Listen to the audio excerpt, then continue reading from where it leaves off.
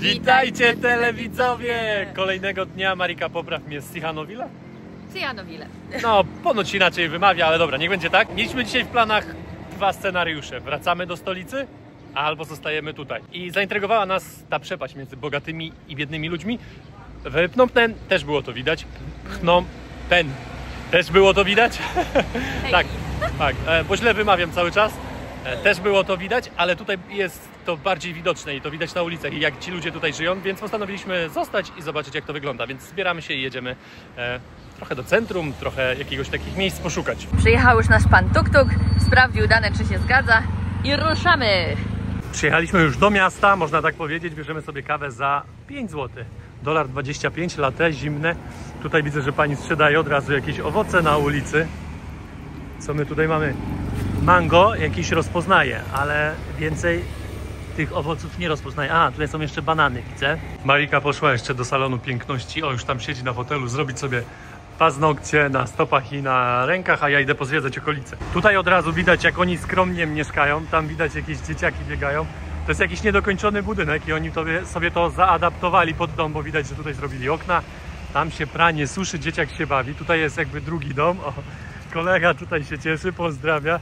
Tutaj dzieciaki się bawią. Jakieś tam też hamaki, szałas, taki namiot zrobiony. Pani zbiera tutaj makulaturę i wygląda na to, że jakiś sklep oddaje makulaturę i pani przyjechała sobie tutaj, o, czymś takim śmieci zbiera i to jest na wagę.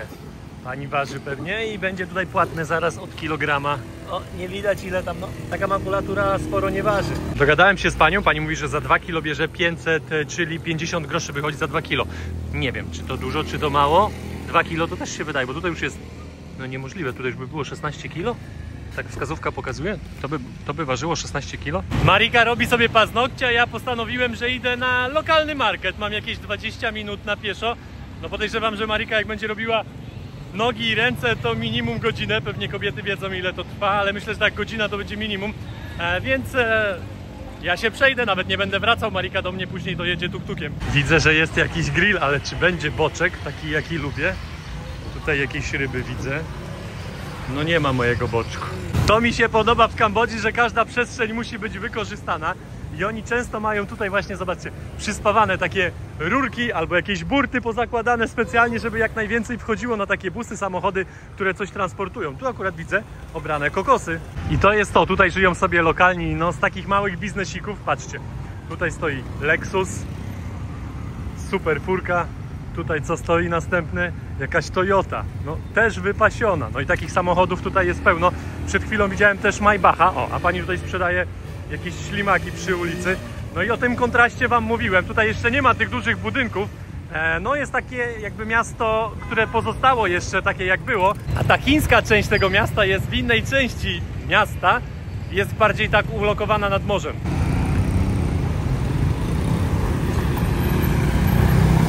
Oczywiście tutaj wszędzie chiński biznes. Nie wiem, co tutaj załatwiają, jaki tutaj jest sklep, czy to jakaś agencja do czegoś, ale tak, no to też chińskie. To jest najwyższy level handlowania. Zobaczcie, kolega sobie leży na takim hamaku zamontowanym. On jest dobrze wymierzony, tak żeby się tutaj mieścił. No i czeka na klientów. I te samochody są zaparkowane co kawałek. O, wydaje mi się, że to jest Koreańczyk jakiś samochód i też, że język koreański. Widzę, że tutaj pewnie arbuzy, bo widzę już skórki po arbuzie. No i ta sama sytuacja, zobaczcie. Hamak, telefon i kolega tylko czeka na klientów. Piękne arbuzy, tutaj waga. Dym i zapach poczułem już z daleka. Tutaj widzę, też jest jakiś grill. Sprawdzę, co tutaj mają. Nie wiem, dlaczego oni tutaj boczku nie pieką, takiego jak ja lubię. Oczywiście warsztat samochodowy, złapiecie gumę, no to nie ma problemu, zawsze wam ktoś to wymieni. No i tutaj, zobaczcie, ludzie tutaj przyjeżdżają po lód. Tutaj mają zapakowany drobny lód w tych czerwonych lodówkach. O, ktoś akurat przyjechał odebrać. Pewnie do jakiegoś sklepu albo komuś tam handluje tym. A tutaj macie takie duże bloki. A oni dzielą te bloki na drobne, a później robią z tego taki, no można powiedzieć, proszek, drobny lód. Zastanawiacie się, czy pić kawę z lodem lokalnym? No to tak się tutaj to dzieli. Coś tu pan przesadził, bo ja się pytam go, ile kilogram. On mówi, że za kilogram 3000, to jest 3 zł. Co mi się wydaje niemożliwe. No bo kiedyś widziałem, jak za... Zresztą sam brałem za 500, czyli za 50 groszy. Pani mi taką całą reklamówkę dała. Tam było kilka kilo. Wystarczy spojrzeć na ulicę, jaki transport tutaj dominuje. Nie mówię tutaj o jakichś takich firmach, które używają jakichś samochodów, ale do jazdy, czyli skutery i tuk-tuki. No i oczywiście tego jest tutaj pełno do kupienia. No i powiem wam, że ceny są przystępne. Wszedłem na inny market, ale widzę, że to jest jakiś trade center i to też wygląda trochę jak jakiś market. Nie planowałem tutaj być, ale idę zobaczyć, co tutaj się dzieje, ale widzę, że sporo jakichś rzeczy pozamykanych, chyba że to jest dopiero wejście na jakąś halę. A, no tak, tak mi się wydaje, dobrze, widzę to. Tam z tamtej strony jakaś elektronika, ciuchy, a tutaj dopiero jest wejście. No i pewnie w środku coś będzie, kilka tych but na pewno, choć widzę tutaj jakąś samą elektronikę. Ja to lubię, jak jeszcze jakieś jedzeniowe budy są. Taki trochę polski bazarek, trochę butów. O, to jest oczywiście popularne, tutaj paznokcie to dziewczyny sobie lubią robić, kmerki. O, tutaj jakaś kuchnia jest, ale nie, to od razu salon fryzjerski, też bardzo popularne. No złoto, no nic takiego ciekawego. Tam widzę kolejny salon, no powiem wam, że oni tutaj lubią się upiększać, a tutaj jakiś lumpeksik. No nie wiem, ale sporo jest pozamykanych. Tutaj kolejny jakiś salon, ale ten wygląda dużo lepiej. Gdzie u nas w Polsce na jakimś bazarze takie coś, zobaczcie, tutaj to wygląda jakiś masaż, dbanie o skórę, jakieś twarze, zabiegi. No nieźle. Tutaj widzę dopiero pierwsze kasyno na swojej drodze i sprawdzałem teraz informacje, ile jest tutaj kasyn, no i nie ma takich publicznych informacji dokładnych i nie można tego znaleźć. Nie wiem, przynajmniej tak jest napisane, że to tak wszystko się zmienia. Ich było tutaj więcej, ale w 2019 roku, z tego co wiem, rząd Kambodży wprowadził zakaz używania kasyn online. O, coś takiego. I ta liczba też spadła, ale i tak tych kasyn tutaj jest mnóstwo i niektóre dane podają 80, niektóre dane podają 200, także ciężko może to ustalić, może te kasyna też są pochowane. Kto ma wiedzieć, gdzie jest kasyno, no to przyjeżdża, ale aczkolwiek one są tutaj legalne, więc nie trzeba ich chować. No i też to jest tym dużym minusem dla tych ludzi, którzy tutaj mieszkają. I też te różnice między zarobkami są ogromne, no bo z tych kasyn może jakiś procent bogatych Kambodżańczyków korzysta, ale większość to są Chińczycy, którzy tutaj przyjeżdżają, którzy przyjeżdżają z pieniędzmi.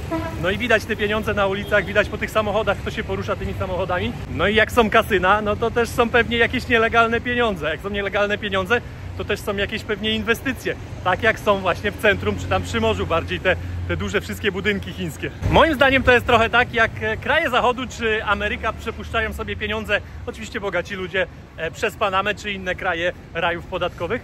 Tak samo Chińczycy zrobili sobie z Kambodżą. Kambodża ma przyjazne prawo. Kambodża nie raportuje żadnych inwestycji tutaj, nie jest w systemie CRS. Także mi się wydaje, że Chińczycy sobie zrobili coś takiego jak Amerykanie Panamę. Najlepsza reklama sklepu ze sprzętem muzycznym. Muzyczka gra.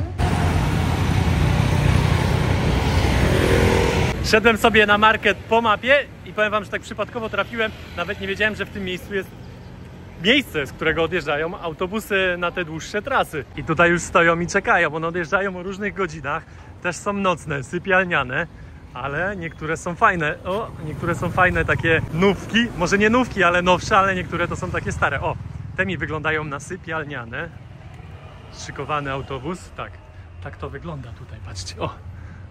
Tylko najgorsze jest to, że jak jedziecie sami, to dostajecie coś takiego z kimś, kogo nie znacie. Pamiętajcie, jak będziecie w tym mieście, jak nie zarezerwowaliście sobie biletu wcześniej online, czy nie kupiliście w jakimś biurze, no to tutaj oni cały czas siedzą i sprzedają te bilety. Ale tych firm tutaj jest mnóstwo i one jadą w różne kierunki, jakie chcecie. A przystanek się nazywa Sihanoukville Bus Terminal. Jak będziecie szukać, jak wbijecie sobie w mapę, no to tutaj traficie. Widzę, że kolega coś tutaj gotuje. Wygląda mi to na zupę. Jest tutaj jakieś mięso, tutaj jakaś sałata, kapucha. A, no tak, robi zupę. Plastikowe pudełka na wynos można wziąć. Nie tylko autobusy stąd odjeżdżają, tutaj widzę też takie niewielkie ciężarówki. No i chłopaki pewnie się tutaj teraz relaksują. Oczywiście musi być hamak. Kolega śpi w hamaku. Na ulicy ktoś sobie suszy ryby i mięso. Wygląda mi to na wieprzowinę bardziej niż na wołowinę, bo taki kolor. Doszedłem na market. Nawet nie wiem, co to za market, po prostu ustawiłem sobie, żeby iść w jakimś kierunku i widzę, że tutaj zaczynamy od sklepu mięsnego. Pani muchy gania. Oczywiście owoce morza, tutaj to popularne wszędzie. Jest i lokalny cinkciarz, pani tutaj wymienia pieniądze. Te są takie nóweczki, zobaczcie. Cała ta uliczka na tym markecie to warzywa i sklepy mięsne, no i oczywiście rybne. Z każdej strony, tutaj zobaczcie, kolejne mięso, wieprzowina. Tutaj kolejny warzywniak i tak na zmianę cały czas. Tutaj jest market, a tu wygląda na to, że ktoś żyje. Kolega coś tam teraz gotuje. Zaraz zobaczymy, co tam kolega śmiga. No trochę syf tutaj ma na podwórku, ale o, patrzcie, kaczkę ma. Kaczkę do wody daje. żeby można było łatwiej pióra ściągać. Wiecie, jak to się robi? Ktoś mieszkał kiedyś na wsi, to wie, jak to działa. Tak, będzie łatwo wyrywać. Tutaj dalej już ma uparzone takie, że te pióra schodzą. Widzicie, wystają tylko nóżki. A to wygląda na jego dom, albo taki dom tylko jak handluje. Ale widzę, że to jest jakieś łóżko, materac, więc pewnie tutaj śpi. Nawet na takim markecie salon piękności. Brwi, rzęsy, paznokcie, co chcecie, tutaj wam zrobią. Wracam do Marcina ze zrobionymi paznokciami. Jeszcze dziwna sytuacja dosyć wyszła, bo musiałam dopłacić za manikur, pedikur oddzielnie i za kolor oddzielnie, co normalnie jakby jeśli idzie się i robi paznokcie, no to jest kolor wliczony już do manikuru. A tutaj jednak nie, czyli tutaj jakby policzyli za obcięcie i kształt oddzielnie i oddzielne ceny mają za kolor. Akurat za mój kolor wyszło po $8 na stopy i na ręce, plus manikur to jeszcze dodatkowe $6. Trochę dziwnie, pierwszy raz się z tym tutaj spotkałam.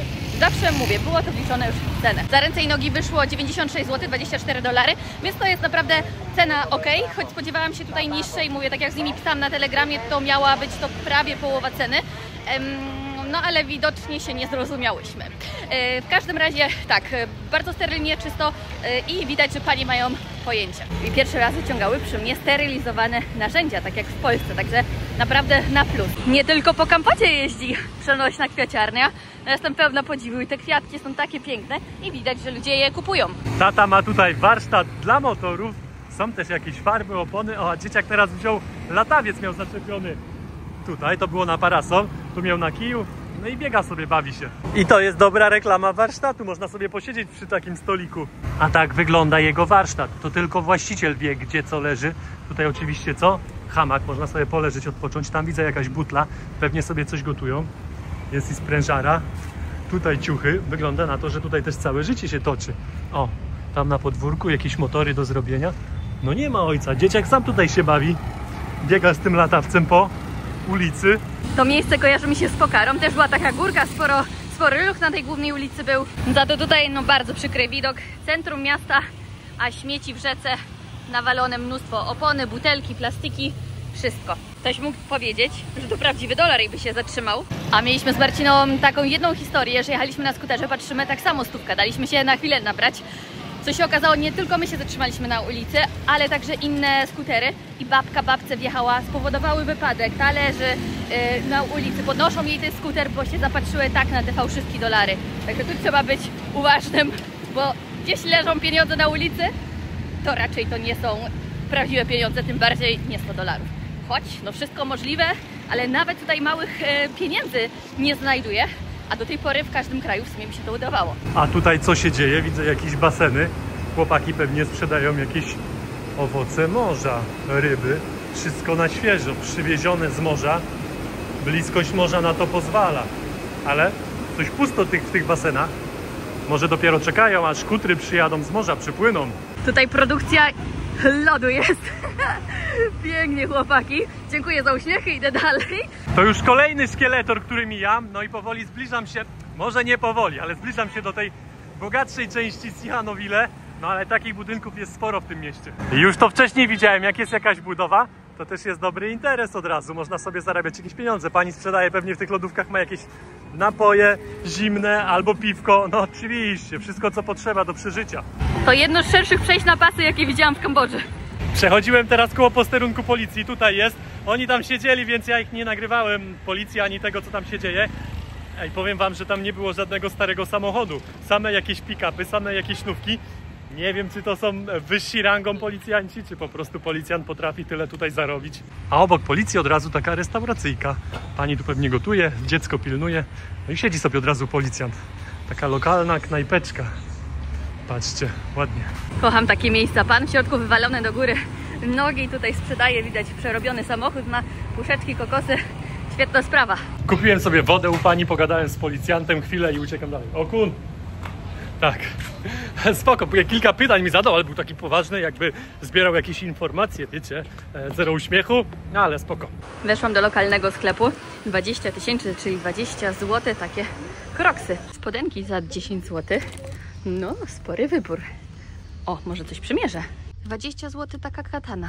Chyba czas wyjść ze sklepu, bo gdzie się nie obrócę, to właśnie coś takiego się dzieje. Po prostu nie dość, że jest Wszystko mi się przylepia, bo jest bardzo gorąco.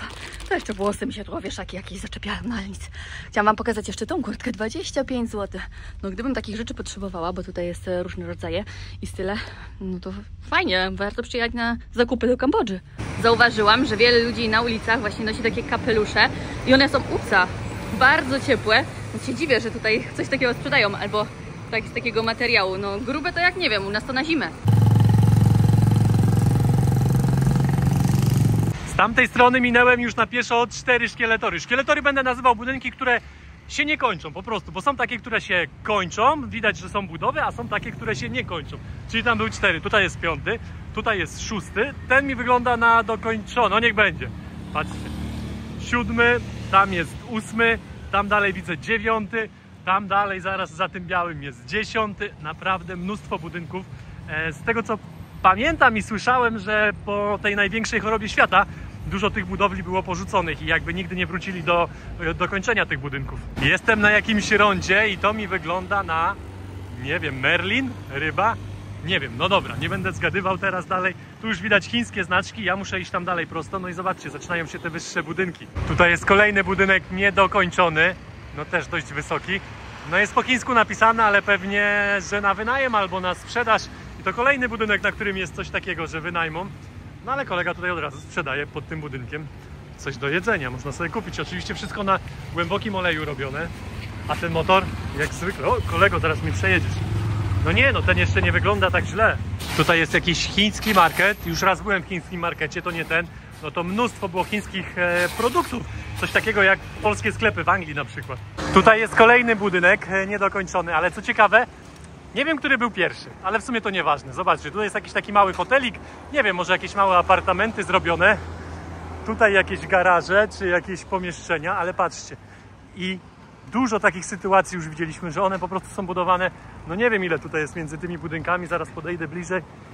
Tutaj niech będzie, kurczę, przecież to jest z 1,5, no do 2 metrów tutaj powiedzmy jest pomiędzy tymi budynkami. I dużo jest takich budynków, że ktoś sobie zrobi jakiś dom, postawi z jakimś widokiem, a zaraz się stawia jakiś taki ogromny budynek, dosłownie 2 metry od was. Tutaj kolejne 3 budynki koło siebie. Nie wiem, co autor, architekt tego budynku miał na myśli. Zobaczcie, tutaj po jednej i po drugiej stronie są posągi, postacie Jezusa. Ten budynek wygląda, tak mi się wydaje, jak komunistyczny trochę. Nie wiem, czy to było jakieś kasyno, czy co, ale ten budynek jest teraz zamknięty. Od razu przy tym budynku, zobaczcie, salon fryzjerski. To jest moje odkrycie dzisiejszego dnia. Patrzcie, też na jakichś kółeczkach postawione. Widać, że kolega tego nie zabiera na stałe codziennie i przyjeżdża, tylko to tutaj po prostu stoi. Patrzcie, tutaj jest, no jak trzeba, to po prostu podpina i zabiera to.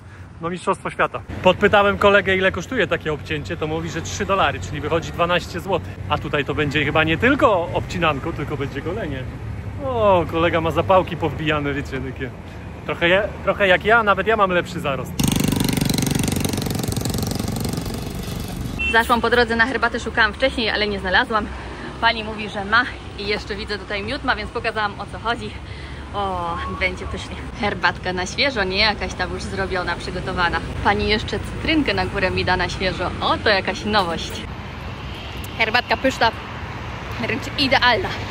O, pani wiedziała, czego potrzebuje i nawet nie musiałam jej mówić, ile miodu. Jest idealnie zrównoważona. Ale się świecę. O, jest tak gorąco, duszno. To już są te miesiące, w których temperatura jest odczuwalna. 35 stopni to nie jest to samo, co 35 stopni w Polsce. To jest jak 43, nie wiem. Jest do tego duszno. Tak aż brakuje czasami oddechu. Rozstaliśmy się na paznokciach i spotykamy się 5-6 km dalej. Dotarłaś? No to była za wycieczka. Idziemy do środka, bo tam jest klimatyzacja. Zarezerwowaliśmy tuk-tuka, widzę, że na mapie, że tam stoi. No i kolega też już się zebrał, więc pewnie zaraz będzie wyjeżdżał po nas. Tak jak mówiłem, jedzie już. One stoją wszędzie, więc tutaj się długo nie czeka. Tak, to nasz. Dojechaliśmy na plażę Independent Beach. Dla mnie to ta nazwa sama dużo mówi w sobie, aczkolwiek to miejsce nie wygląda, jakby ta nazwa nie miała prawa bytu na tej plaży, przynajmniej tak mi się wydaje, bo nie wygląda to jak takie jakieś słynne miejsce albo jakieś miejsce o niepodległość. Klimacik fajnie, tam z zewnątrz to nie wyglądało, a tutaj bardzo ładnie stoliki, jedzenie tutaj podają, restauracje. Tutaj jakiś pomost też tam dalej widzę. Kolega sprzedaje jakieś lody. Tutaj w drugą stronę ta plaża. Ten piasek mi się podoba. Ten piasek jak w Świnoujściu, bardzo drobny. Siadamy sobie przy stoliku. Nawet nie wiemy, która to jest restauracja, bo one się po prostu ciągną. Może nawet to jest jedna, ale chociaż podejrzewam, że nie. No i siadamy sobie tutaj. Będziemy podziwiać. No do zachodu jeszcze kilka godzin. Zamówiliśmy sobie po piwie do jedzenia. Sprawdźmy, czy wygrane będzie. Thank you. Zobaczcie, co pani robi Marice. Marika odmówiła masażu, a pani i tak zaczepia, bo i tak wiecie, albo się zgodzi, albo się zgodzi. $5 pani chce. Sprawdźmy, czy ja mam więcej szczęścia. Very nice. Very nice. Yes. Thank you. O, nie ma, akurat. Dzisiaj nie mamy szczęścia. Nasze zdrowie. A my sobie zamówiliśmy jedzenie z naszej ulubionej, jak na razie, restauracji. I kolega nam właśnie tutaj dowiózł. Jest, są nasze... O kun! Piękne pudełeczka. Jest już nasze jedzenie. Dziękuję. Marika, dzisiaj nowość, tak? Dzisiaj kanapka z kurczakiem. Pięknie wygląda. A u mnie standardowo. Tak wygląda Marii kanapa. No powiem wam, że taka 3-poziomowa. A u mnie taki kurczak z 2 jajkami i awokado. Wracamy już powoli do naszego hotelu, a jest godzina 17. A my zjedliśmy dopiero pierwszy posiłek dzisiaj, więc wracamy i pewnie za niedługo zamówimy coś znowu. To jest tutaj przerażające, że nikt nie dba o tą plażę. Zobaczcie, tutaj przy nawet restauracji leży mnóstwo śmieci. Tutaj to nawet jakiś cały worek. No i nikt o to totalnie nie dba. No szkoda. Styropian, puszki, butelki, puszki po konserwach. Wszystko tutaj leży. Zobaczcie, jaki piękny budynek. Tutaj na dole jest basen. Te wyglądają, jakby to jeden budynek był, a tutaj jest 4, powiedzmy, dostawiony w taki sam stylu, bo tutaj jest 1, 2, 3. Tylko one są dość puste i nie wiemy, czy one działają. Te światła tu się zapaliły. Widzieliśmy tam, że 2 osoby się kręciły, ale to wygląda, jakby to było puste. Przyjrzeliśmy się bardziej i wydaje nam się, że to nie jest hotel, tylko to jest jakiś apartamentowiec, bo tam widać, jakieś ciuchy się suszą, światła się powoli gdzieś tam zapalają. No w fajnym miejscu zrobione, od razu widok na morze i z drugiej strony też jest jeszcze jedna plaża. Tutaj jest fajny hotel, ładnie wygląda. Widzieliśmy z boku ładne balkony w zieleni, w kwiatach. No i też tutaj jest basen od razu z wyjściem na plażę. Tu chyba dzisiaj będą zaręczyny. Sprawdziłem cenę tego hotelu, Marika. 400 zł za noc? 630. No to liczą sobie. Musimy wyjść na zewnątrz i przechodzimy przez resorcik, ale to jest chyba już ten drugi resorcik obok. Wygląda inaczej. Żeby wyjść na zewnątrz, musieliśmy przejść przez ten hotel. No i tutaj zobaczcie, też jest kasyno. Sprawdzają oczywiście, tam nie można wnosić kamer. Znaczy można wnosić, ale nie można nic robić, pstrykać, nagrywać. Marii wystarczy luksusów, wracamy do swojego bungalow za 70 zł. Pewnego dnia, pewnego, już niedługo. Wyszliśmy już na ulicę i jest tutaj sporo tych fajnych budynków, ten wam pokazywaliśmy, jakieś hotele. Tutaj takie mniejsze hoteliki widać. Zobaczcie, jest kilka takich wieżowców, no ale oczywiście, o, tutaj jeden niedokończony, tutaj kolejny niedokończony. Tam jest jakiś fajny, ten biały, nawet nie wiem, o, bardzo ładnie wygląda. A to wszystko wygląda, jakbyśmy byli w Hongkongu, a nie w Kambodży. Mamy około 8 km do domu, więc bierzemy tuk-tuka. Jakie zasłonki!